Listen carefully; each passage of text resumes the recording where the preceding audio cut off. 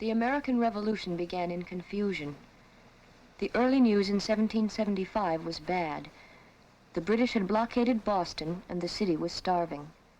General Washington raised troops at his own expense and marched northward to her relief.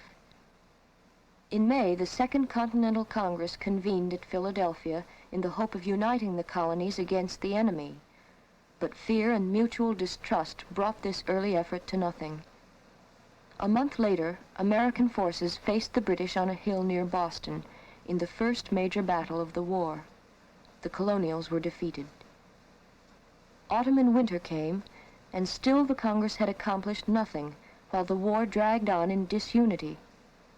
But in that winter of 1775-76, a pamphlet entitled Common Sense appeared, whose dramatic call for immediate independence spread throughout the country in the early spring. It united the colonies in spirit, and now the Congress would try to do so in fact, as it reconvened in Philadelphia.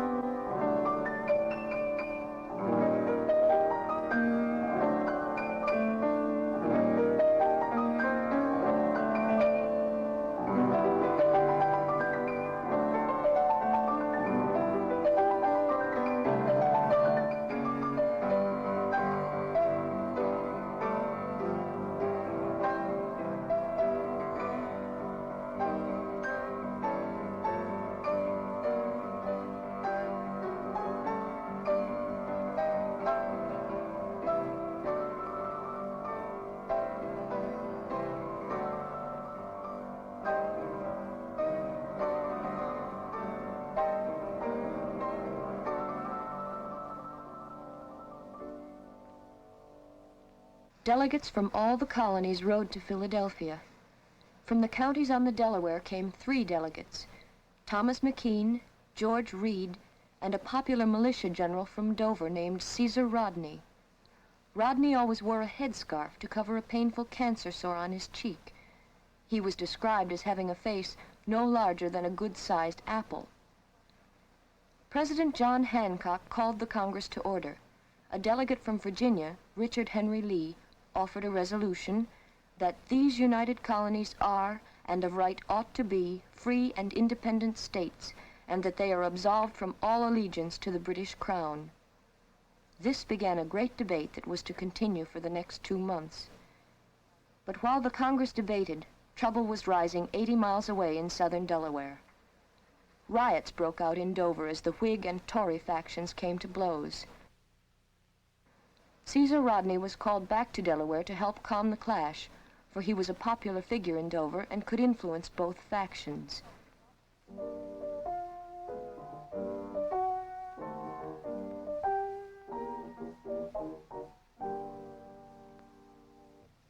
In Dover, Rodney quickly succeeded in settling the trouble and even raised funds for the militia.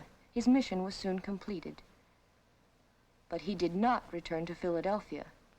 Instead, he spent the next few weeks riding further south to Lewis on visits to a young widow named Sarah Roland. Mistress Roland was a Quaker and, unknown to Rodney, a Tory. It was her design to delay his return to Philadelphia for as long as possible in hopes that his absence might somehow weaken the Congress. When letters urging Rodney to return were forwarded to her home, she instructed her servant to hide them from Rodney, who suspected nothing.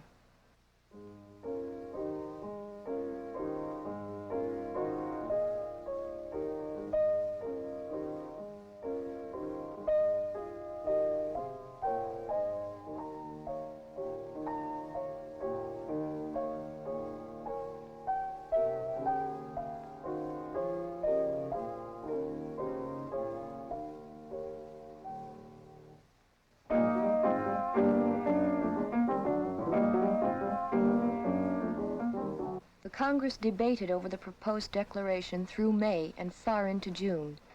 The supporters of the declaration fought hard against the opposition because the final vote had to be unanimous if the radical proposal was to pass in the House. Pennsylvania and South Carolina were opposed to the declaration. The New York delegation had received no instructions from home and so abstained from the final proceedings. On July 1st, the Congress agreed that the final vote would be taken the next day.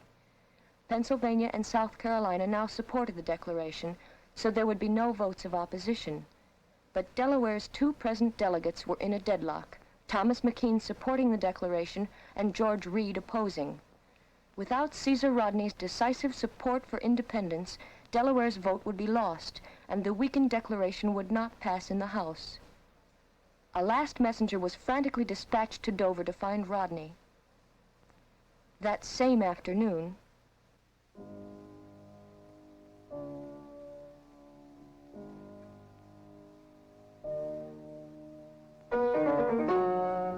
there. I'm an honest girl and I won't keep these back any longer.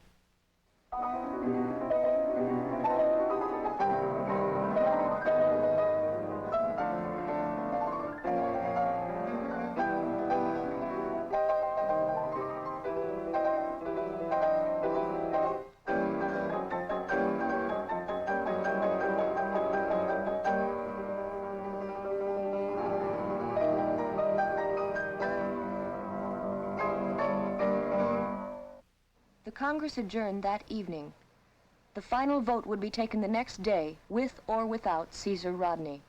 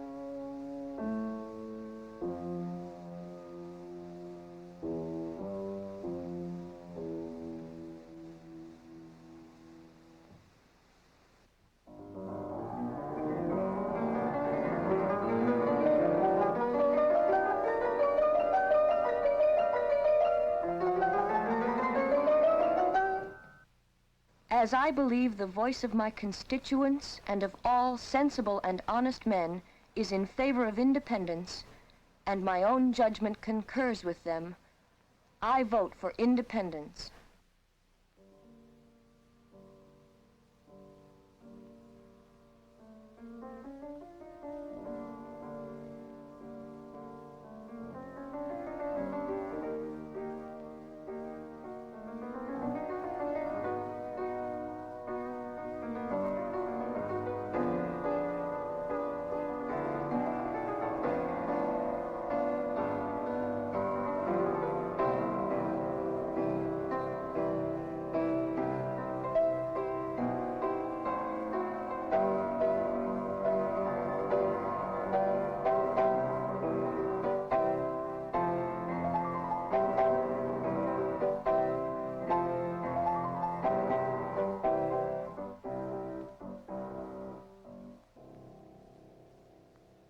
On that very afternoon, General Howe landed unopposed on Staten Island with 10,000 British troops. The war was about to resume. 2 days later, on July 4th, the resolution was officially ratified by the House, and on August 2nd, the Continental Congress met again to sign the Declaration of Independence, whose future had depended for one day and night on Caesar Rodney.